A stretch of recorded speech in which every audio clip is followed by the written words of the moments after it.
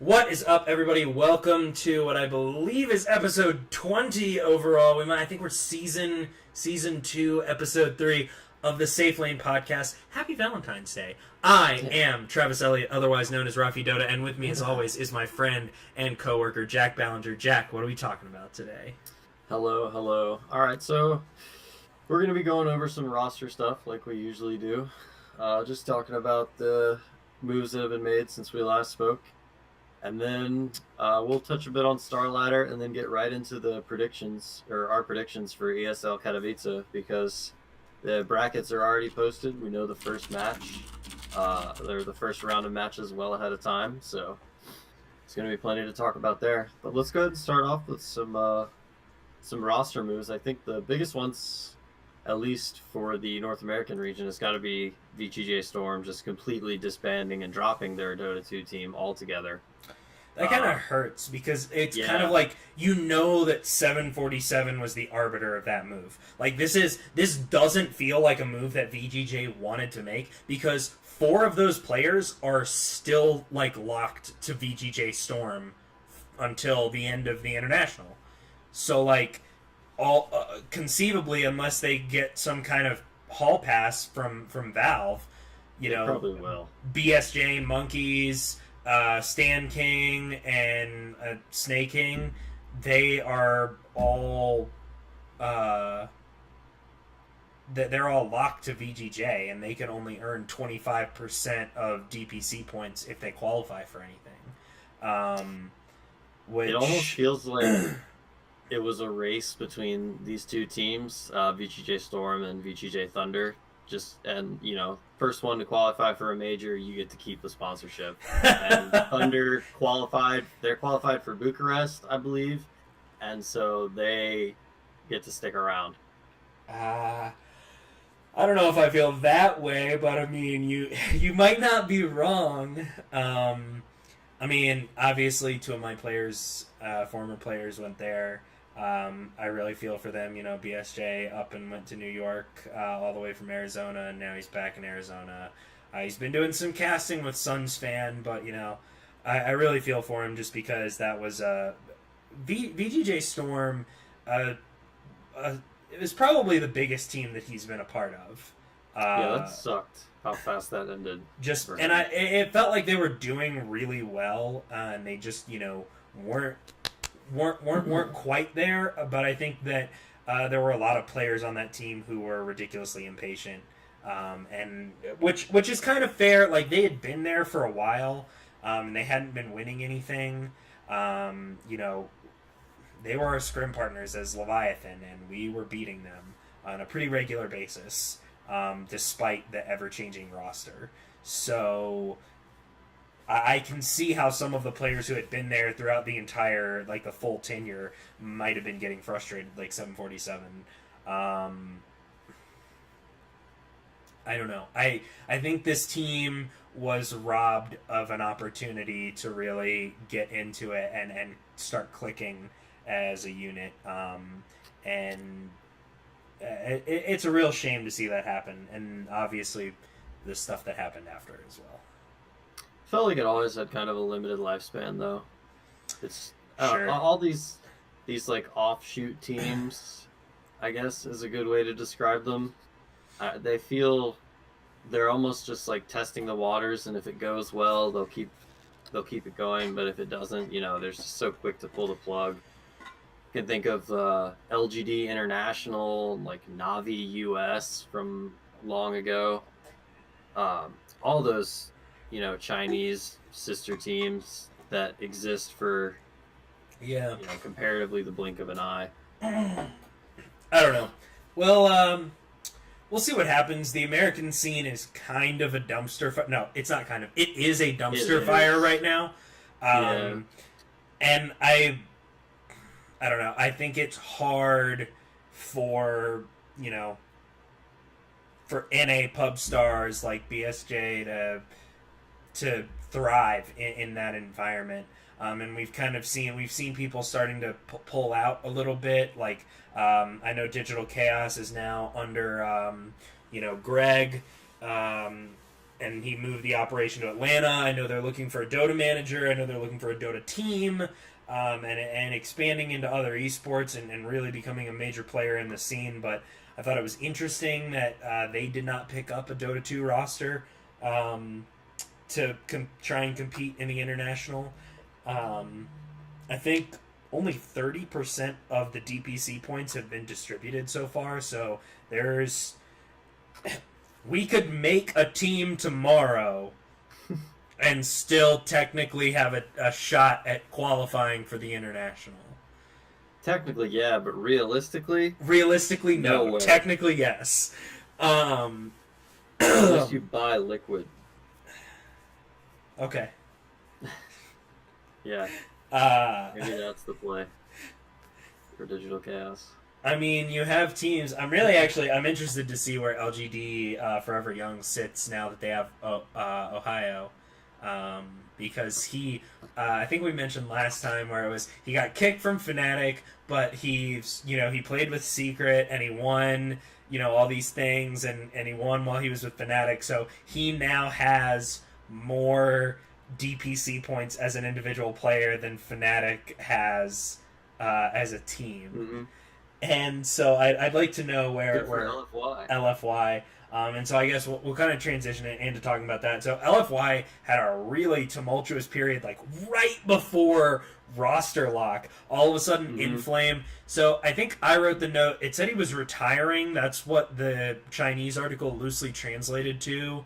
But I guess he's taking a break. He has some type of medical condition. I didn't really look into it. Yeah, I read that as well. But I guess he's taking a break. I don't know for how long. At DDC, he went to main LGD or something like that. And then OP left to go back to Invictus Gaming. And so, yeah, they lost Inflame, OP, and DDC, and then they immediately picked up Ohio.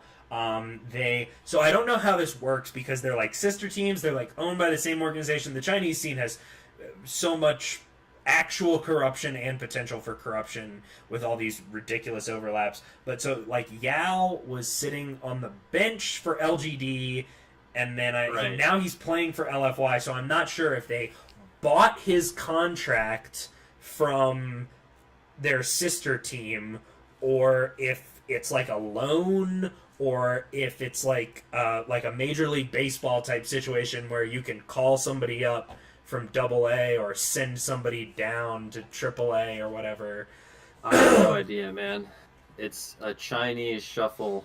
Yeah. Chinese Dota 2 shuffle. And then let's see. They got Super back. Yeah. They which is swapped Super and OP. Huge plus for that team. I think Super was a large part of what made them so successful at TI7. I agree, and I think what Yao is kind of the odd man out for me because I think Monet and Super, I think they work very well together as a core duo, and I think that Ohio and Afu are going to work very well together with Afu being the primary person who's going to rotate into Ohio's safe lane or move around the map with Ohio, depending on which hero he's playing. I mean, as long as Afu does get to play position 4, I think I have a lot of confidence in that roster because Yao, he comes into the team as a bit of a stranger, but like he's a super experienced Chinese captain. So I can't foresee him being that much of an issue for the team. It just seems like they've made a lot of really strong changes overall in that roster with those 3 changes. All right. I wonder if there's going to be any communication issues for Ohio. I don't know what languages he speaks. I think he'll be fine. I'd imagine that if they went through with the deal, it's not going to be an issue. Yeah, I really don't see that being an issue. So now I want to move over to talk about Na'Vi and Virtus Pro. Na'Vi traded Roger to Virtus Pro for Lil, and so I've seen a lot of people criticizing this deal because they're like, oh, why would they trade Roger? He did such a good job in helping rebuild Na'Vi. They've been on the up and up. He was acquired with Crystallize. He's really good friends with Seneko, and they work really well together, and Seneko's a god. And it's like, okay. Well, Seneko left the team, so... Yeah, Seneko did leave the team, which we will talk about. But Na'Vi, in the DPC standings, the Dota 2 Pro Circuit point standings, which determine who qualifies for the International, Na'Vi moved from the number 11 spot to the number 5 spot, meaning they have 3 spots to fall before they don't qualify for TI, just by acquiring Lil. Like, that... Smart. Exactly. Like, yeah, Roger was helping Na'Vi build. Okay, that's great. You can acquire a player who is just as good as Roger, maybe a little bit worse, because Roger is really good. But like, I think Lil is better than Roger on an individual level. But like, you're still acquiring somebody with whom your team can definitely work with. Like, you boosted yourself into the International, which is what you're playing for. Like, I'm willing to give up that piece that's been helping me rebuild for an instant jump to TI. Oh, absolutely. I mean, people want to be like real sports. Well, welcome to the big leagues. This is how...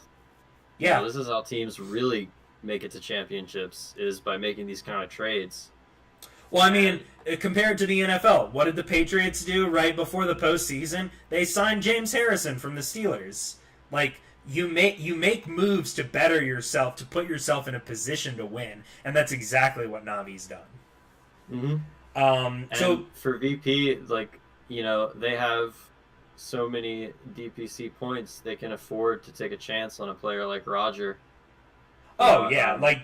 From what I've read, there was a lot of drama involved with this kick, but it seemed like a couple of people on the team didn't want to play with Lil anymore, and now they've got someone in there that they want to play with. Interesting. I had not actually heard that. I mean, I keep in mind that all this stuff is, I don't want to say hearsay, but like, it's all from interviews with Lil and, like stream clips and stuff like that. So you got to take it with a grain of salt. So as we mentioned earlier, Seneko did leave the team, and he left the team. If you watch the interview with Navi's CEO, it sounds like they had kind of a similar situation to Lil. Some of the players weren't interested in playing with him anymore. Apparently he's very difficult to work with. And so it was kind of... The way that the CEO made it sound, it was more like Seneko was kind of like, okay, you can leave or we're going to kick you. And I think he remains under contract with the team until, I think later this month, maybe in like a week, he'll be released from his contract, because that's when the duration is up. And they replaced him with LeBron. LeBron is super excited to play for Na'Vi. I think he's a good player who's kind of... I feel like this is kind of like working with Team Secret. Like, you don't really see the brilliance of these players show up until they're pulled out of a crappy situation like Ace. LeBron he's an FPL star, like Mind Control. He's constantly on the top of that leaderboard. Right. Just like... super high MMR player. He's played in tons of those, CIS region, like, qualifier teams. So, yeah, I think he is just a player who needs the right guys around him to shine. And, Mind Control is obviously the best example of pulling talented players from an environment like FPL. Oh, sure. But it's worked out well in the past. I mean, that's also where we got Weehaw. I think Sumail, Arteezy. Yeah, those were in-houses, but still. It's the same thing. Just in Europe instead. I mean, I think it's a really hopefully in a few years we'll be talking about how Bryle's the same way. The next great mid to come out of FPL. Or Sammy Boy, who knows. Plus, people can make super excellent jokes about his name. It's just so easy. So let's see. Currently, LFY, just to harken back to what we were talking about earlier, LFY is sitting in 13th place. Ohio grants them 87.5 points. So they're sitting That's at not very 200. Well, Fnatic's acquisition of Universe is what gives them the boost. Universe has 255 points by himself. Mm-hmm. Whereas everybody else on Fnatic has 67.5 points. So Universe has more than the rest of his team combined. Yes, nice. pretty much. Nice. So yeah, that's what you're working with there. OG is sitting just on the outside, but again, 30.86% of player qualification points have been allotted to the players. We have a long ways to go. Like this could very easily shake up. I mean, a lot of these teams are getting better too as the year has gone on.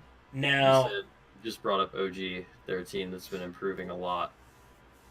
From what I understand, we could have, and what I'll be very interested to see, is we could have a team qualify for the international by, I guess the end of March, technically. Yeah. Secret is 1,800 points off, I think. Yeah. About 1,800 points off. That's March, eh? The end of March. That would cover Epicenter and Katowice. Yeah. So that would be pretty impressive. If Secret won both, they would have it, right? Or do they even have to win both? Let's see, 750. I think they have to win one and place like third, right? Let's see, because we have Katowice, which is 750. We should have planned out this math beforehand. I know, right? Disaster incoming. Let's see. So 750, and then wait, okay? No, Epicenter is Pro Circuit. It says it has 1,500 points, but it won't tell me. It doesn't show me the tiers because it says the prize pool of the tournament is $1 million USD and 1,500 Pro Circuit points. Mm-hmm. Let me just see. Because we should be able to see. Okay, so it should be 750 for each. So no, Secret can't do it because that would give them, if they won both, that means they'd have 1,500. Okay, so they have to win. They have to win the next two majors and then the next minor, and then they'll qualify. Yeah. So no, the next two minors, because the win only awards 150 points. Okay, so yeah, they could still. I was gonna say they can still conceivably do it by the end of March, but yeah, if Secret wins, Katowice is. Where is Epicenter on here? Oh, Epicenter is not. The finals aren't till. No, that's a ways away. So they need to win Katowice. They'd have to win Katowice, Bucharest, and then GESC and Dream League. They're not even going to. And then they are going to Dream League. Okay, so they're going to Dream League, and then I'm guessing, could they close it out and just Okay, so they can no, they cannot close by the end of March because they are not going to GESC. They could, however, place at DAC. Yeah, they could do it in the first week of April Yeah. Okay, so and qualify. by April 1, we could have our first TI attendee decided, which kind of begs the question. Probably not though. Probably not. But like say they did, you kind of have to wonder, would the team just like like we cannot lose this TI qualifier spot, like I don't just know. I think that's got to vary team to team, right? But I feel like the general answer would be maybe you stop um like going for tournaments that you have to qualify for, but you I probably wouldn't turn down a direct invite, sure, sure. Well, right? I mean, like that's how I do it. Is if I'm not invited, I'm not going. And then it's kind of like, how do you play? Like, do you just, uh, you know, do you like, all right, we're gonna run the same five heroes over and over and over, and then like sometimes maybe we'll change it up, like. Maybe you do like the old school Ice Ice Ice team strat where you ban nothing to just hone your skills against the best possible, Oh best God, possible drafting combination so you can defeat anything. jeez. Okay, That'd be an so interesting position to find yourself in, though. It's yeah, probably not going to happen, um, Navi. but it's interesting to think about. Navi from 11th to 5th. That's how the big boys play. Moving on Yeah, to I guess the winter shuffle. Um, Continuing onward, Clutch Gamers has a new roster. It's got Black on it. Not really surprised to see him in the Southeast Asian region. He seems to do very well there. I wish he would well, come to NA and just he trash some seems to people. get on teams there. They don't do that well, They do except for okay. except for Faceless did Faceless. okay. Uh, Except for Faceless. So let's see. We've got Black, we have Mage, we have Skylark, Afromoosh, and Yol. And so, like, this is definitely one of those, like, bargain bin Dota player teams. Um, Yeah, it's just like, hey, we got a decent player from every region. Let's yeah, make a team. it's it'll be interesting to see. Mage is a good mid laner. Um, you know, for the especially for the region that he's competing in.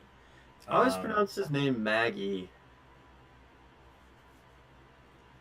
I It find that strange that you call him just Mage. immediately jump to Mage. Yeah, I wonder what he prefers. I wouldn't know.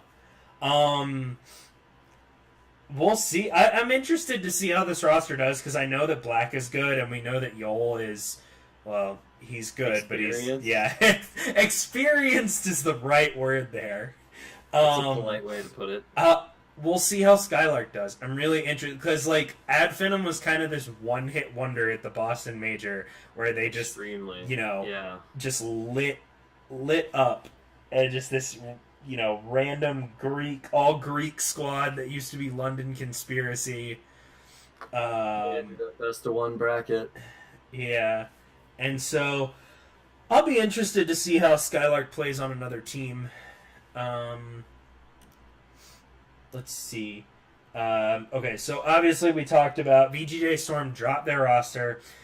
So that roster went back to playing under Is GG, and because they'd lost 747, they brought in KVH to play mid lane, and then just recently, Monkeys Forever decided he didn't want to play with that team anymore, and that he was just going to go back to focusing on streaming. Which honestly, like, it makes me sad to see, two of my players kind of break up. One really wants to go for it, and one is just like, nah, man, I don't, not interested right now. That it's not a great thing to see. Just because I know how badly Brian wants to to play and win. And I think Monkeys is making the right choice here, just because as we kind of started this off as the NA Dota scene is currently a flaming dumpster fire. Like Yes. it's the worst thing that I could have possibly imagined for NA Dota right now. They're hot garbage in the regional scene. They're hot garbage on the international scene. It's not a good look. Um, Yeah, and every team that's not EG is just terrible. That's pretty much the state of things right now. which is Uh, kind of sad, just because like I expected better from Optic. I expected better from PPD team, and I gotta be honest with you. I think it's because, and I never thought I'd be the person to say this. I think it's because teams are getting too international. Um, I think that there is at least some merit to having all of your players be from the same region, not necessarily be the same nationality like on Alliance or something. But I don't know. I think I saw it a little bit with how Leviathan played with Garter in the mid lane. Garter obviously being from Europe, and that definitely changed the play style of our team. Um, and it feels like the American teams are trying to intermingle like mix in some European players, and it just doesn't feel like that's working. yeah, I can see where you're getting that from. Just North America is it's so disappointing right now. Like sometimes I really wonder how much longer this Optic Dota 2 roster is going to stick around. Like realistically, do you think they'll make? Well, I guess it's going to depend on their performance at Katowice. Like I Which, think yeah, if they make it, top 6, maybe top 8, then that buys them some more time. But the region just looks so weak right now, and there's no consistent teams. Even EG, like they're good, but they're not consistent. I was just watching some NA qualifier action. Uh, it was EG versus Immortals, and EG lost a game to that like weird Immortals roster with 747 or sorry Rioya. and Velo. Now, yeah, they lost a game to that roster, so it doesn't inspire any confidence whatsoever. Whereas, like, if I'm a European fan, I could watch Secret and Liquid play, and you can bet on those teams pretty much in any game they play. But I would not bet a dime of my money on any North American team right now. Yeah, I think Optic's more in it for the long haul. I don't think they're gonna drop their team like Mouse. I definitely think they could make a roster overhaul. Like they're paying those players. Like I'm not gonna say how much, but they're paying them a metric fuck ton of money to be playing Optic is Dota. they are results oriented though. Oh, At least absolutely. within esports scene, like they just dumped their CS:GO roster. But a lot of those CS:GO teams are like that. Like that's how Phase is. That's how Optic is. Like, FaZe has had a fairly consistent CS:GO roster for a while, um, because they've been getting good results. sure. And Um, yeah, I think as much as like Optic is, building a brand and yay go green wall, the green wall has to be winning. Absolutely. Um, we'll see uh, about Optic. I think that they're gonna end up having to try and buy some players. To be Probably. honest, and I'm surprised they didn't do it at this interval. It could be that they have a lot of faith in Peter to make a team Well, they have work. this major to play in first before they make any Sure. roster changes. Well, I mean, any roster changes you make now, you're limiting yourself on points. Hmm. Um, but I'd be Well, interested to see if they make any moves like splashy moves, like you know, uh, picking up. Let's see, I don't know. I thought they did pretty well with Saksa, but picking up somebody who can play a position for them that they desperately need because like and not I mean I know that I sound biased but it's kind of like I'd be really interested to see how Optic would do with a more aggressive carry, somebody like BSJ.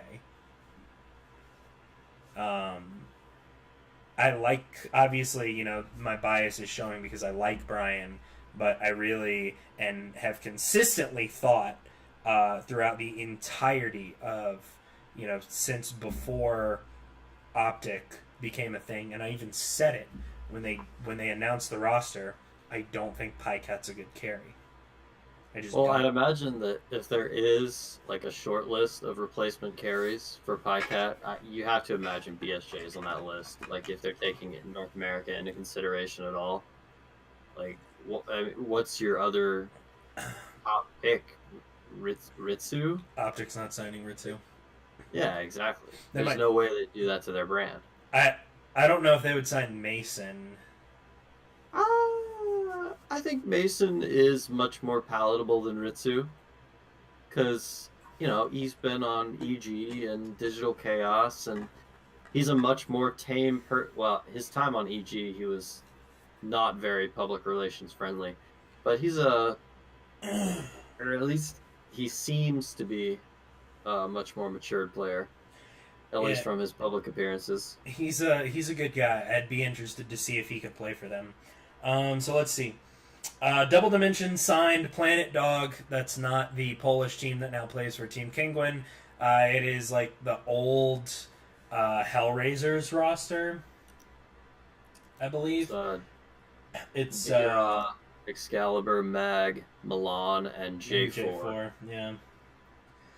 Hey, Um. good for them. Well, Double yeah. Dimension is a pretty solid sponsor. They've put a lot of teams through qualifiers. So expect to see that roster playing in a lot more CIS qualifiers now. I'll be interested to see how that roster does. I mean, I think Data Raw is a great player. I think Excalibur is not a great player though. I would agree with that. Um, but we'll see. I mean, that's not really major news. You're getting a couple of guys together for a CIS qualifier team, and that's really about Yeah. it. Um, Let's talk about Katowice. Real Yeah. quick, Weha joins Penta. I don't really have anything else to say other than it happened. I have no idea Yeah. what that team is going to do with him. They added talent to it, but as we've seen before with all of these other players, one talented player doesn't necessarily mean that your team is about to be on the up and up.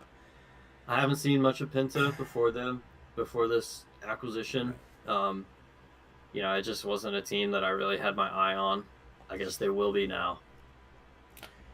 That's about all that does for me. So yeah, we have Katowice and Liquid One Star Ladder. Liquid did win Star Ladder, No, and no they big kind of cleaned surprises. house at Star Ladder. That It team is just so scary good, man.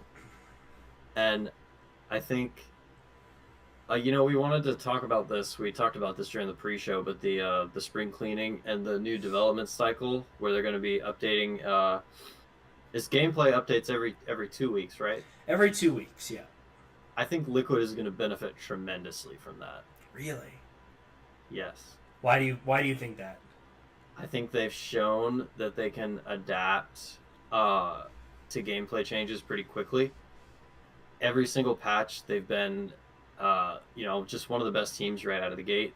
Whether that's picking the stuff that worked for them before, or, immediately finding something else to, I don't want to say exploit, but just use until it stops winning. Um, and I think that just when you have like the best player in every position, it gets to a certain point where it almost doesn't matter what heroes are super strong. because you're going to be able to pick whatever you want, right? I think the same is going to go for Secret. Like, they've shown that they can play whatever heroes they want in whatever positions they want, pretty much. So teams like that, just, they don't have a problem with patches. So I think that, yeah, this fast development cycle is just going to make these teams even stronger. I'll be really interested to see how this ends up affecting different teams. I think it will really heavily favor which teams are the teams that have the better captains. Mm-hmm. I think Secret will be fine. I think Liquid will be fine. I can't say the same for. I think OG will be for the most part fine.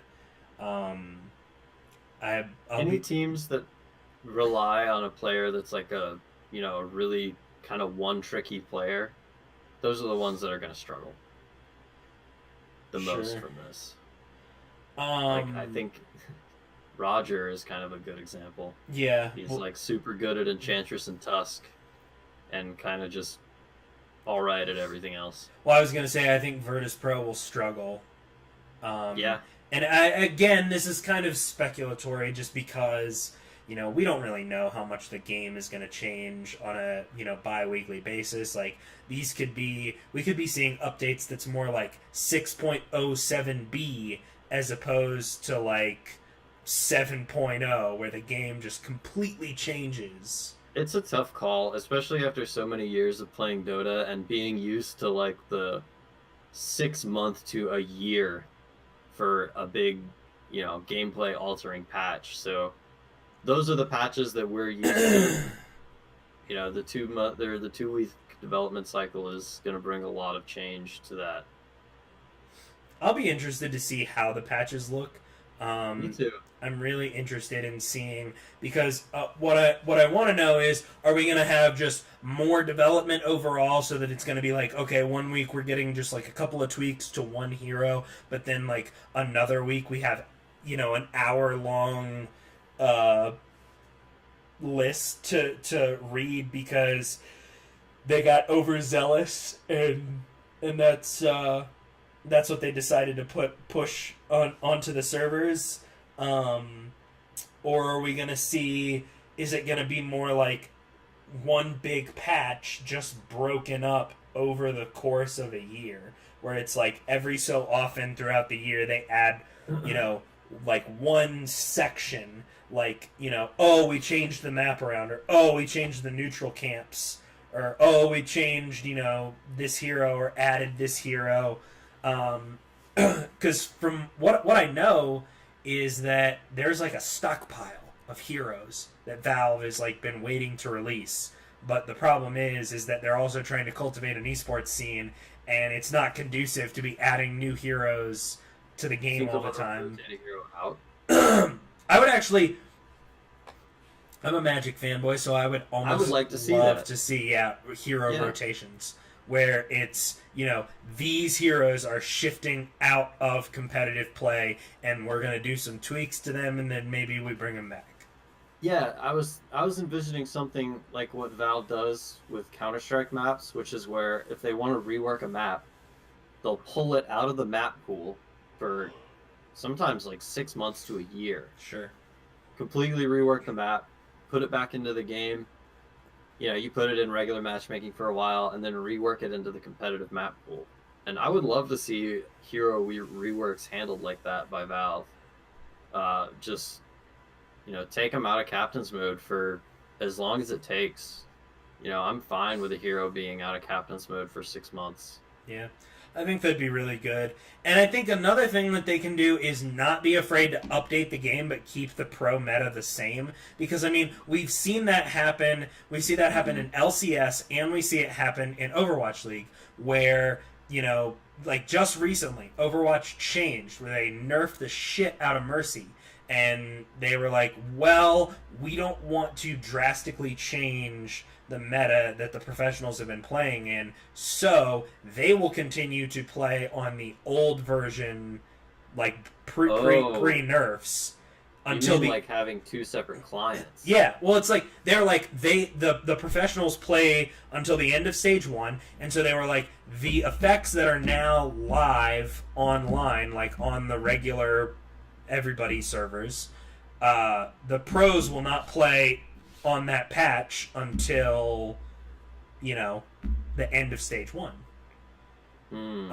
And I mean that could be an interesting way for Valve to work big changes. Is to be like, okay, well, we're not going to implement this change for professional matches until you know next major.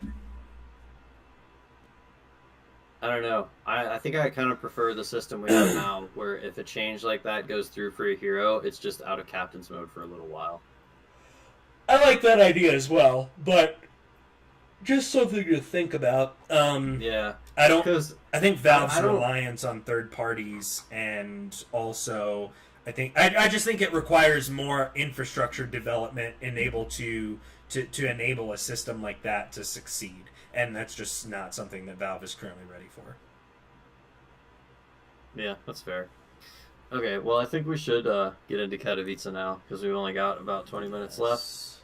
and they have been so kind as to provide us with brackets, I guess, in exchange for having to watch the tournament on Facebook. So in Group A, we have Team Liquid, Effect, OG, Vici Gaming, Mineski Complexity, Optic Gaming, and Virtus Pro. Then Group B is Secret, Infamous, LGD, EG, Navi, Fnatic, Kingwin, and Newbie. So right off the bat, I don't know about your general impressions about the groups overall, but I feel like Group A is definitely the more difficult group of these Oh, two. easily. I mean, Yeah. like, if I look at Group B, I'm thinking to myself, Team Secret, Evil Geniuses, and Newbie qualify out of this group. Secret and Newbie likely through the upper, like the winners bracket, and then Uh-huh. EG through the losers bracket. Yeah. I mean, Group A, Liquid qualifies, yeah, but then I'm not really sure where the rest of these teams fall, except that, Optic and Complexity are probably not going to qualify through Really, this I group. feel the opposite. I feel that Team Liquid and Virtus Pro will qualify through the upper bracket, and I think that for me, it's a toss up between Optic and OG in the losers bracket.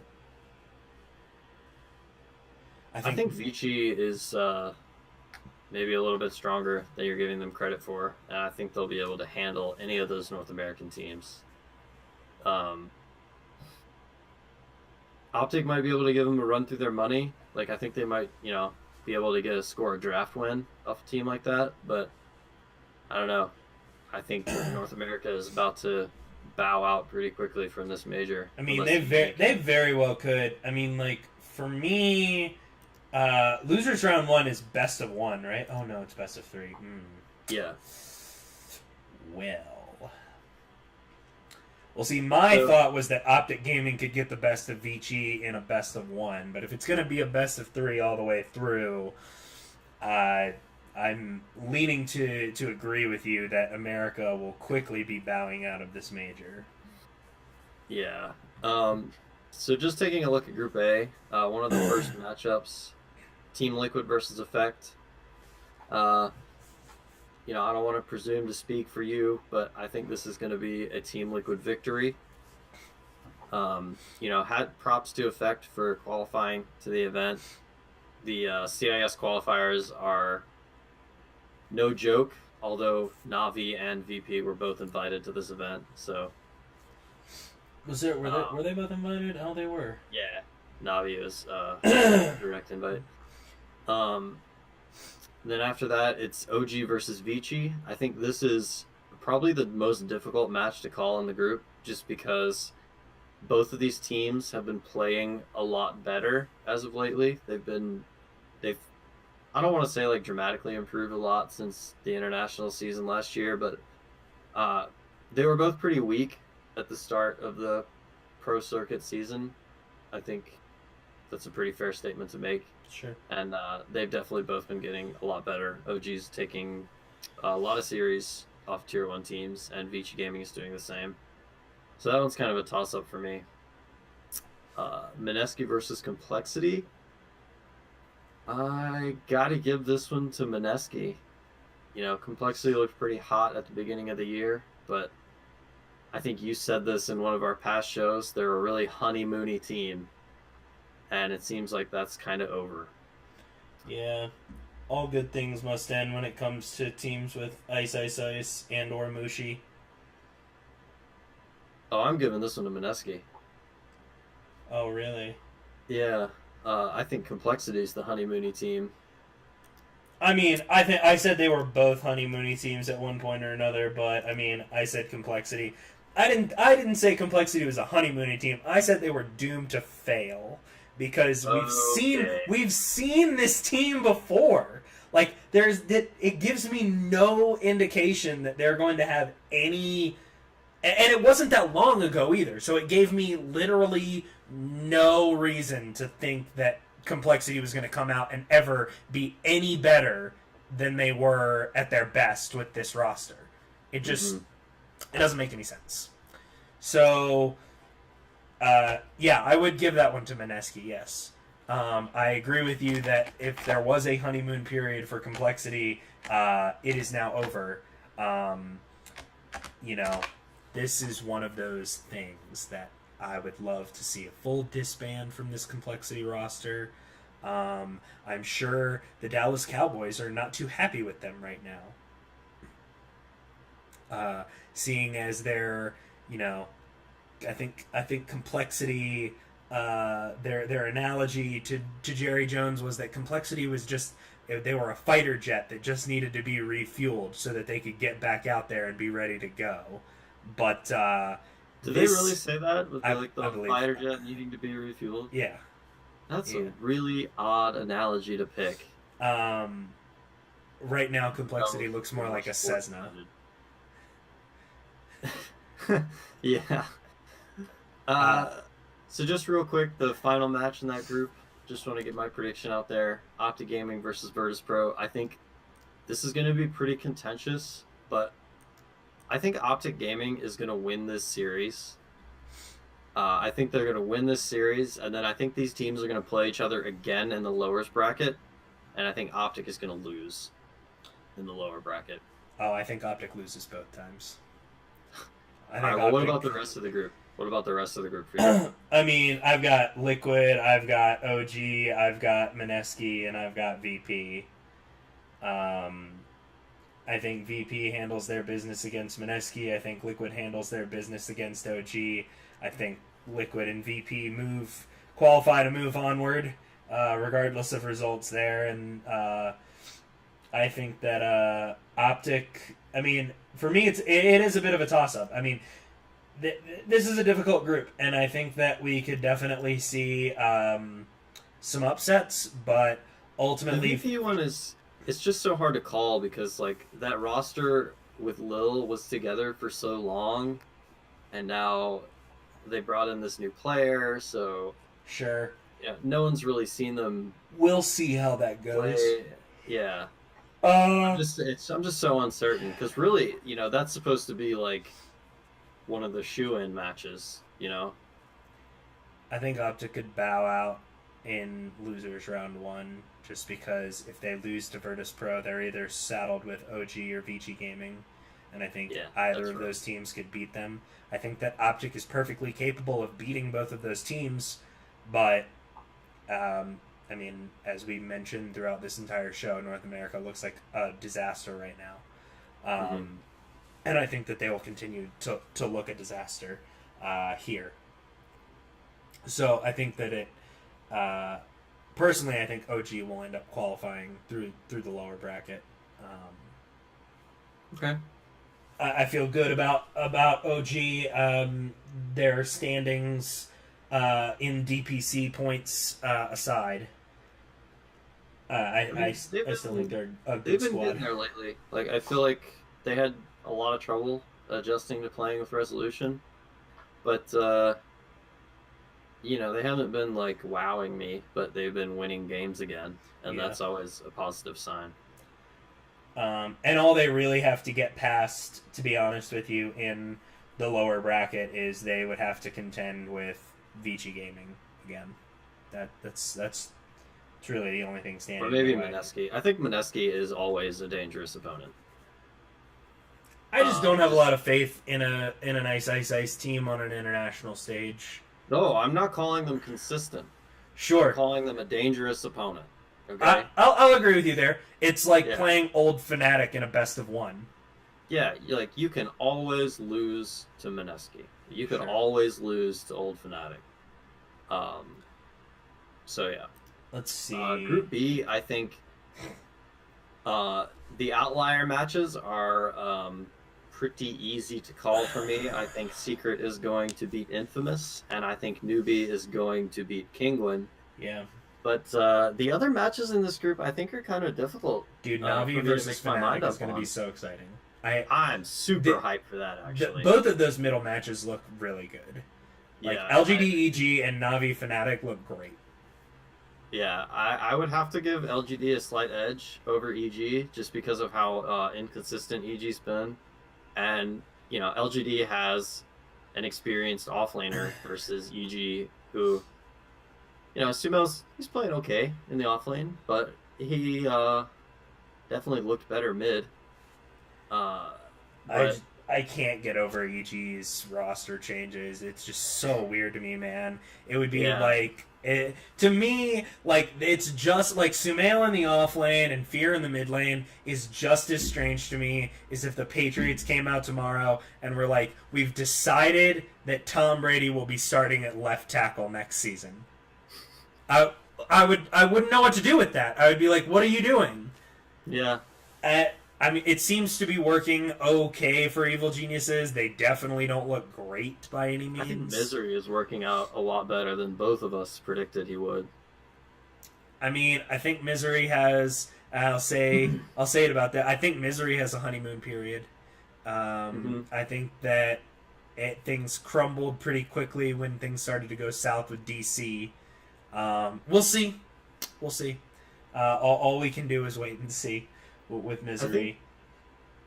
Navi versus Fnatic to me is honestly too close to call. I feel the same way. If I had to give an edge to somebody, I give an edge to Fnatic. I would say the same just because they've been playing with the roster for longer by like a week, but still it's longer. I give the edge to Fnatic, and honestly, I'm really interested to see how many games Fnatic could take off of Newbie in the next round if they do make it past. Yeah. Obviously, we saw Newbie drop to LGD in Star Ladder, so we know that they're definitely a beatable team, even though they look to be one of the stronger teams on the international stage right now. Also, you have to, or at least I think that you have to look at results between regional rivals a little bit differently. Sure. Just because, all the North American teams, they all scrim each other. It's the same for every region. They know each other way better than international teams will. Well, I mean, it's kind of how we look at this and we go, yeah, well, LGD did beat Newbie last time, but we're not sitting here saying, well, LGD beat Newbie, so maybe they can beat Secret. I don't expect Secret to have trouble with LGD. No. I expect it, to be pretty clean series. I think LGD could get a game off Secret for sure. Oh yeah, I don't think they'll. I'd be surprised. I'd be surprised if they beat him in a best of 3. Looking forward to the Team Secret versus Team Liquid finals, grand finals. We'll see. Yeah. I mean, realistically, that's the matchup I want to see from this tournament. Is I want to see those two teams play each other. Sure. And I mean, I'll just go ahead and say it. The European region looks the strongest right now. Hands down. Yeah. Europe, China, That's where it's at right now. which is it's interesting for sure. Um, I let's see. I don't want to end on shitting on Infamous. I don't know. Looking at these South American qualifiers, it just makes me want to incorporate a team in Mexico City and fill it with some NA players like BSJ and Monkeys, and just you qualify for everything. You know what's so weird about the South American qualifiers is that I feel like I see a lot of the same players going to these events every time. Just they're on a different team. Yeah. Yeah. It's like Infamous or SG, Pain Gaming. Like they feel like they just like shuffle the same, 10 to 15 players around nonstop. I just want to name a team and incorporate them out of Mexico City and just pretend that we're a South American team and win every South American qualifier and be the South American direct invite. And I'm surprised that more teams haven't tried to do that yet.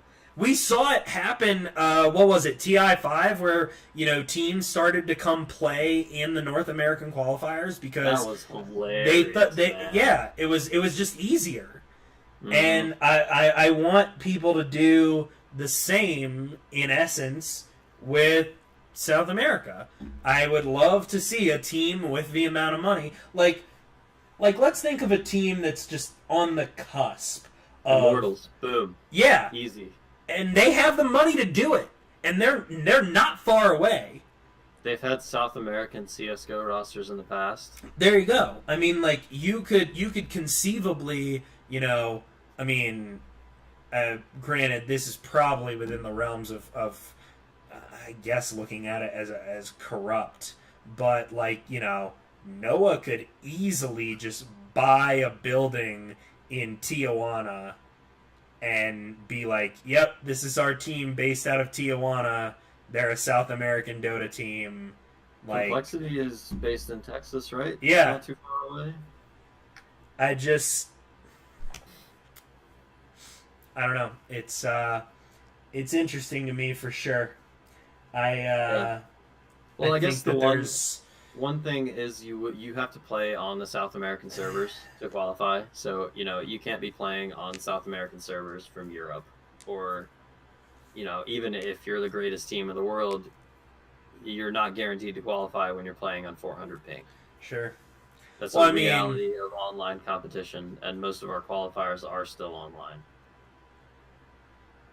Yeah. We'll see. We'll see. Yeah. Really looking forward to this tournament, though. Even though I do have to watch it on Facebook, I think I'm gonna suck it up this time. I probably will as well. I didn't watch the last one because it was on Facebook. I just watched VODs. Same. All right, guys. Well, that's definitely going to do it for us. I do not know when we'll be back. We're not going to have roster news, I'm thinking, for a long time because rosters are now locked, I believe. So we shouldn't Next week have. Is going to be smack in the middle of the major too. Yeah. We shouldn't have any surprise roster moves between now and the international. But hey, you never know. The DPC point system is pretty flexible in what teams can do. So I would imagine, we'll After wait. the major? Yeah, maybe after the major, or we could even. It depends on how long until other things start up.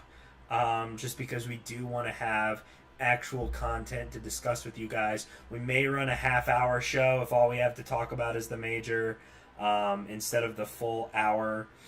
But I'm sure we can sneak something in between ESL and Bucharest. We've got these two tournaments right back to back. Sure. So we'll get something in between them. So yeah, below the picture here is my Twitter handle, and beneath Jack as well is his Twitter handle. We will tweet out when we are going to be part of the EGN podcast lineup. I tweeted out actually earlier today. EGN oftentimes will retweet us as well.